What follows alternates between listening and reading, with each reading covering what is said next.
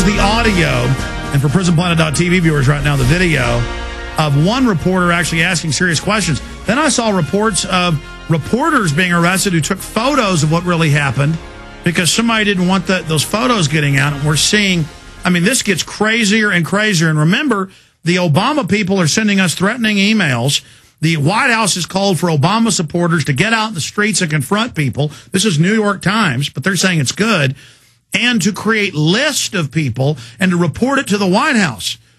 And different branches, investigative branches of Congress and others are saying this is illegal.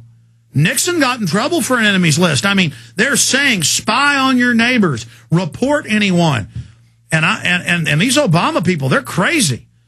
I mean, I've never seen anything like this, where you say, hey, cap and trade's really bad. No other country has to make this new tax, and it's going to shut down our industry and really hurt the economy, and carbon dioxide is what plants breathe. And they'll go, God, I didn't know you were racist, Alex. And I'm like, no, it's cap and trade. I mean, I'm not joking. I mean, I had videos removed that don't say anything about race.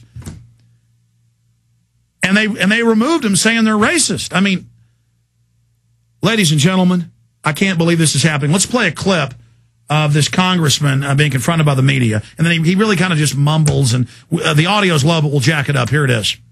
There's videotape of your supporters beating Kenneth Gladney and sending him to the hospital. He spent the entire evening in St. John's Mercy Medical Center and was released this morning and was beaten by the union members.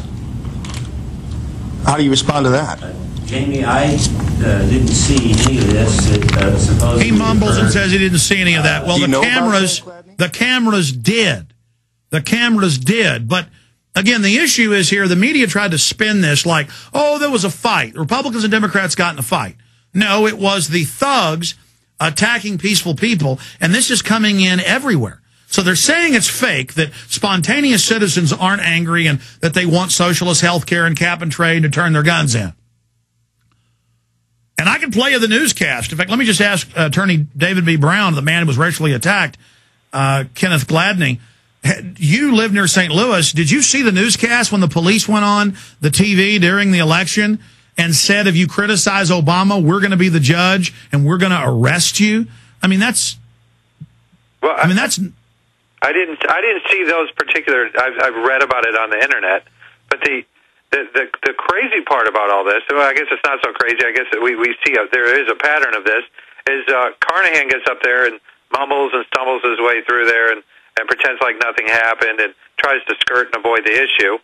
But then the very same day, a little later that day at 2:30, Health and Human Services Secretary Kathleen Sebelius holds a telephone conference with the SEIU members, and she tells them, keep on doing what you're doing, in direct context to the town hall meetings. If that's not ratification of a pattern of actions that are designed purposely to impede the everyday, ordinary citizen's ability to express themselves, which is a fundamental right, I don't know what is.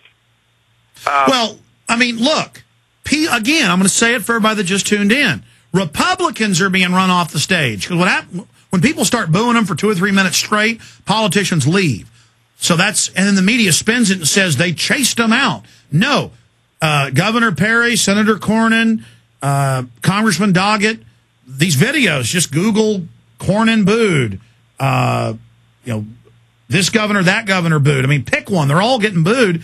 Then when they leave, they get basically chased. So the media spins it and says the public, tried to assault them or chased them out. No, as they leave, the people follow them chanting. They're mad. And then the media lies and spins all of this and only reports on it when it's Democrats, tells the Democrats racists are coming to attack you. The Democrats get all puffed up and angry and run out and start beating black people. Ah, you're a black racist. I'm going to beat you. I mean, that shows the crazy level of mind control. I mean, do you gentlemen agree that this is, because we have the memos here, that the Democratic Party and Acorn and others are whipping these Democrats? I mean, I think a lot of these people are well-meaning. I think a lot of these Acorn people and union people really believe that a bunch of racists are coming to confront them at the event. And so when they see a black guy, they have to go ahead and attack him first because that doesn't fit into their false paradigm. they're the pawns in the chess game. You know, Yeah. it's the power from above. You know, it's kind of like the Wizard of Oz. You see Obama there, but who's really behind the curtain? It's the same people behind the curtain for George Bush. But the point I want to make here is that the point I want to make here is that, you know, these people are being prohibited from their First Amendment rights, and it's driven by the powers that be. I'll give you an example of the spin that occurred the very next night when we had a frenzy of people courting us to speak. All sorts of media outlets. I get CNN calls us up, requests for Ken to speak on Anderson Cooper. I said, well, what type of forum is this? Yeah. They said it was a debate. I said, a debate? What Ken's going to debate somebody? And this is an intern for Anderson Cooper 360. I said, Ken's going to debate somebody. Debate who? He said, we want him to debate Russ Carnahan about health care.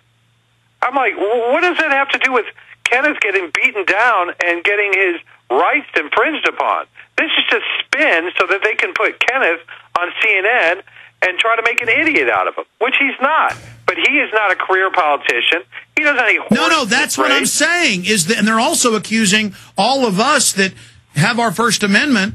Hey, I don't want to turn my guns in. Hey, I don't want to have cap and trade. I don't want socialized health care. We've read the bill. It's bad. Worse than you can even articulate. It's so bad. And they just go racist. Or they say that we're out at these events blocking their free speech when they're advertised as town halls. I mean, people are mad. And you know, ABC News and a few have reported the truth that these are spontaneous, because the first few days they tried to lie. But I think we're winning this fight of getting the truth out. It's just, in closing, gentlemen, as this develops, I want to have you back on. Kenneth Gladney, who got racially attacked for just being out there, and they thought that you were against the Obama takeover, and so they beat you up, and you had to go to the hospital brutally, attacked you. Any closing comments? Well, I'd just like to say to everyone that I am an American citizen. I was beaten for something that I was paid to do, and that is make an honest dollar. I was making an honest dollar, giving out gas flags, and out of nowhere, someone comes up to me and hits me in my face and attacks me. You know, I don't get that. I don't understand. You know, what's the world? What is the world coming to? That's what I'm trying to find out. What is the world coming to right now when you have to, you know, when you have to be afraid to go out and make an honest dollar? You know, look, they're counting on playing all of us off against each other. And I can't believe you can't go out and sell flags. But, I mean, again, these videos are everywhere, people getting attacked. We're going to have more on throughout the week. Women being attacked, men being attacked. And these are such self-righteous people. They come running out screaming, you're a racist, trying to stop citizens from getting into public events, getting into grocery stores, getting into libraries, getting into churches. And, I mean, these are political thugs, and it's very, very scary. Anything else, Mr. Brown? Anything else, Mr. Gladney? Perhaps the SEIU's motto should be, we'll clean your toilets, then we'll beat the hell out of you. Wait, that'd be a nice T-shirt. Why don't you get some of those printed up, Alex? We'll clean your toilets, then we'll beat the hell out of you. We're the SEIU. We're the purple shirts. The purple shirts. Hey, get this. They got a group in Austin that are Obama supporters. You can't make this up. Called the Austin Brown Shirts. It sounds like an 1890s baseball team. Yeah, that's what they are. They actually had some in Germany. But I don't even think they historically know what they're doing, but they're out. In fact, Google Austin Brown Shirts for people or Obama's Brown Shirts, and you will get their local chapters in brown shirts. Gentlemen, I'm glad that you made it out of this okay. God bless you. Godspeed in defending the First Amendment. We'll talk to you again soon. Thank you for having us. You bet. Folks, this is a big deal because the people are angry and upset about what's happening. All the polls show we don't want cap and trade. We don't want government health care. We'll be right back.